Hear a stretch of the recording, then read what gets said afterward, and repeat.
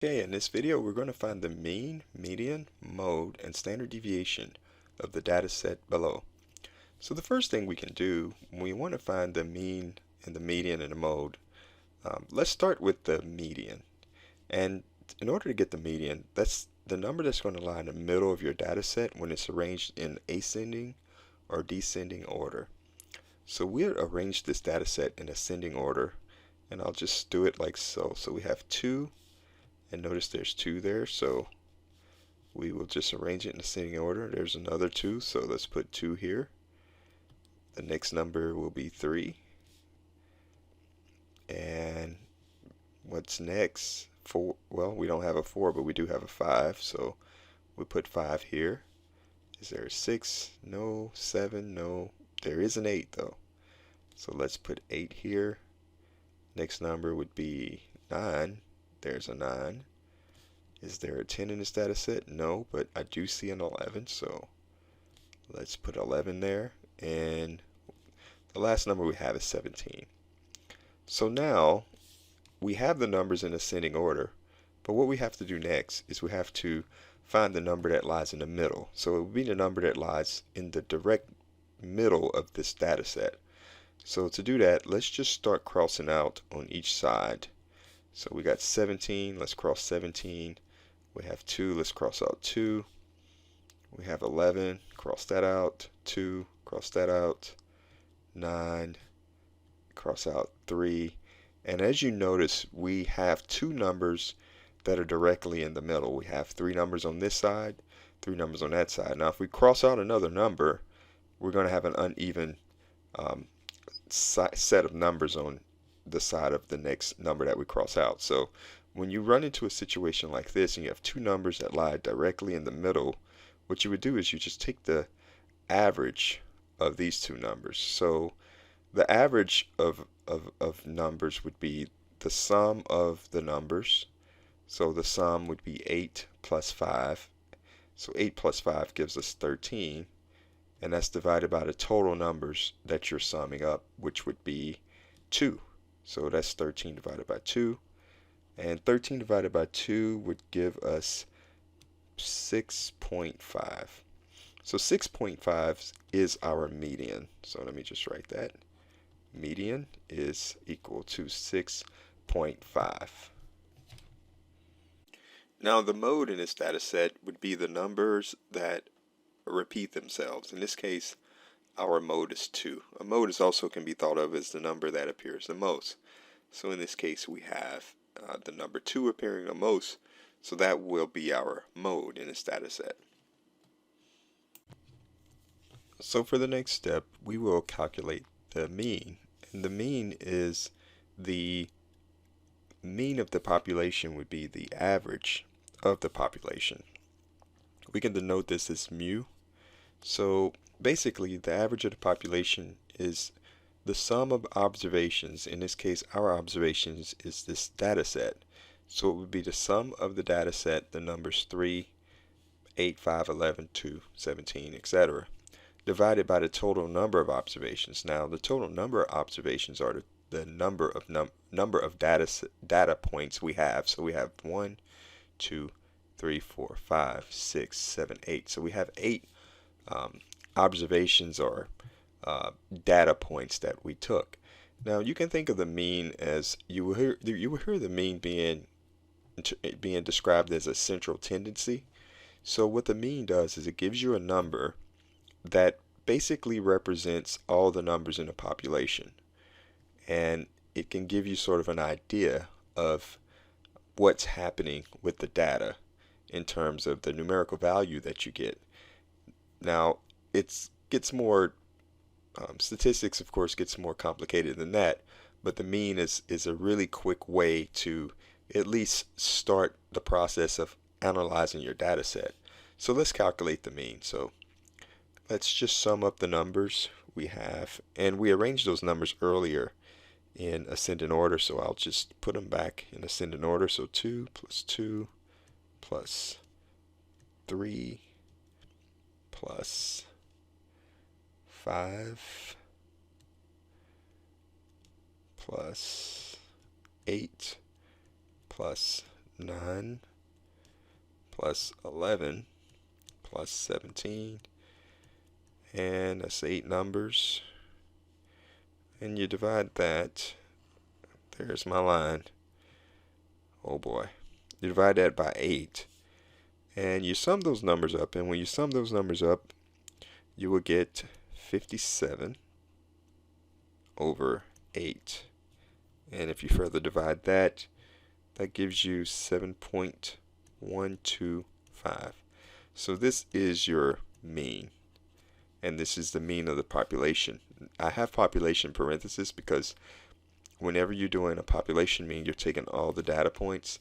Now, if we were doing a sample mean, the equation would be similar, but we would have to subtract this number at the bottom minus 1. So if we were doing a sample mean, meaning we're taking a sample out of the population, we have to subtract 1 from the denominator. So anyway, that's so now what we can do is figure out what is our standard deviation. Now the formula for the standard deviation of the population, in this case our population is 8.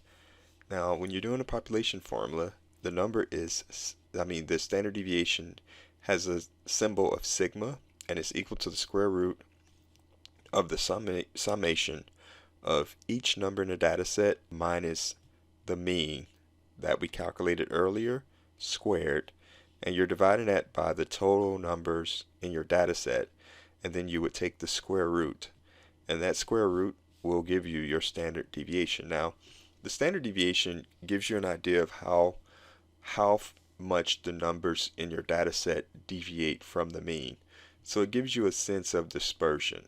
I'll give you a good example. If we had numbers that were like, let's consider some numbers like 8, 100, 12, 50, 600, and maybe 2. Those numbers I just mentioned, they deviate a lot. We went, I mentioned 8 and then I mentioned 600. That's a huge deviation. So if we took the average of a data set like that, we'd probably get a number like 400 or something. I don't know. But it would be a large number, but it wouldn't represent the other numbers. Like it wouldn't represent the lower numbers that I called. So that would be a wide standard deviation. But if I gave you another number set like 2, 3, 2, 4, 6, and 3, intuitively you would know that those numbers didn't deviate as much. So the standard deviation for that number would be it would be it would be very, very low.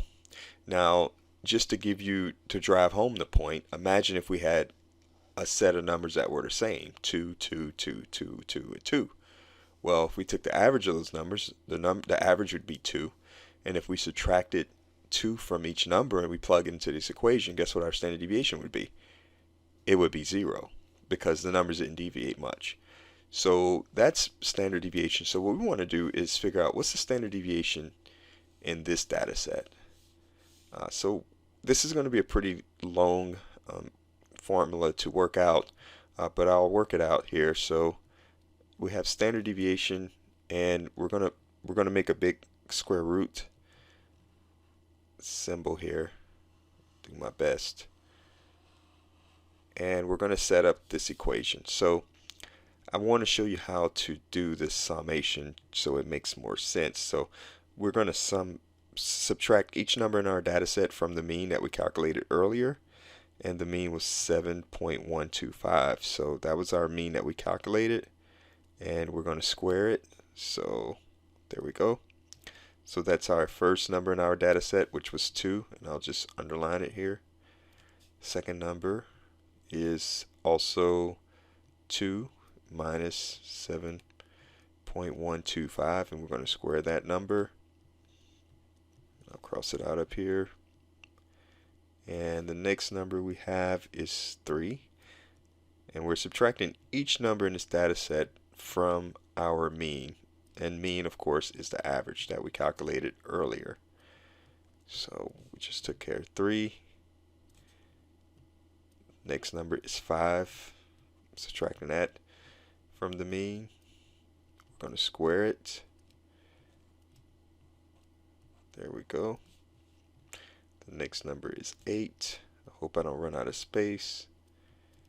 7.125 squared. The next number is 9. So we got 9 minus 125 squared. Next number is 11. So we have 11 minus 7.125 squared. Almost running out of space, fingers crossed. And we have 17 minus 7.125 squared, and I had just enough space. So there we go. All right, now we're going to divide that by the number of points in our data set. And the number of points in our data set, of course, is 8. So we'll divide that by 8. And we're taking the square root. So whatever we get in here, we're going to add this up, sum it. We're going to first, subtract and then square. And then eventually we'll add all this up, divide it by 8, and take the square root. So let's go to the next step. So we have to do this again. And this is supposed to be sigma. That doesn't look too good, so let me draw that again. So sigma is equal to, I got to do this one once again. So when you subtract 2 minus 7.125, you will get negative 5.125 squared plus, and I can just cross this out. Yeah, I should have used another color, but I'll cross it out just so I know I did that. So there's that, and we have that again. So that's negative 5.125 squared. Cross that out and add that. So there's 3 minus 7, so that's negative 4.125 squared. Don't forget to square everything. We got 5 minus 7, so that's minus 2.125 squared. Cross that out.